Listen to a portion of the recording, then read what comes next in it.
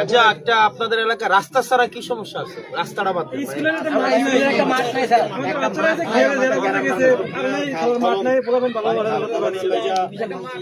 এই ব্যক্তিগত জমি এটা এই রাস্তাটার লাগা মনে হয় যে 1000 বার পুরা মাপে দেখছি, ফিটায়ে দেখছি, কিন্তু বাস্তবে দেখি না। মানে রাস্তাটা ফিটায়ে দেখছি আর মানুষে দেখছি আর মাপে দেখছি। রাস্তার কথাটা কই নাই কেন? এই রাস্তাটার বড় একটা সিএনজি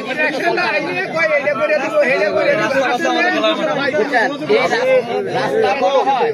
কাকু আমি তো কইলাম এই রাস্তা ছাড়া কি সমস্যা আছে?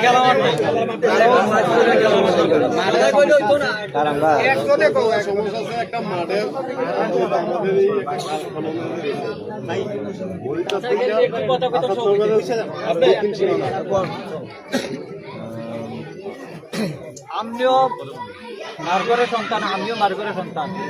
প্রাইমারি শিক্ষা ছাড়া উচ্চশিক্ষিত হওয়া যায় না। আমিও কিন্তু এই প্রাইমারি স্কুলের শিক্ষক, এই ছাত্র, উনি হইল আমরা শিক্ষক। তো এই আমরা স্কুলের তারা, আমি যখন ছাত্র ছিলাম 5 থেকে 6 উঠছি, তখনও খেলাধুলায় এই গ্রাম উন্নত।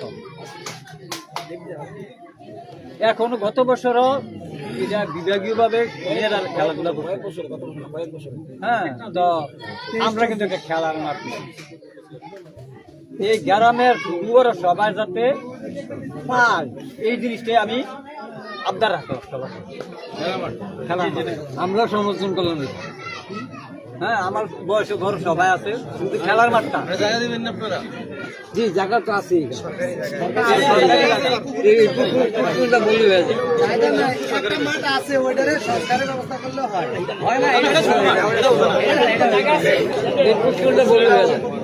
বর্তমানে এলাকা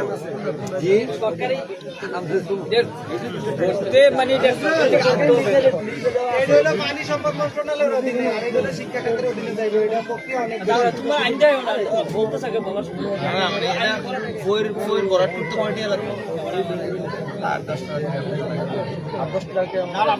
আরে পারবো না বোঝে 20 লাখ টাকা দাও, 20 লাখ টাকা দাও। 30 লাখ টাকা লাগবে।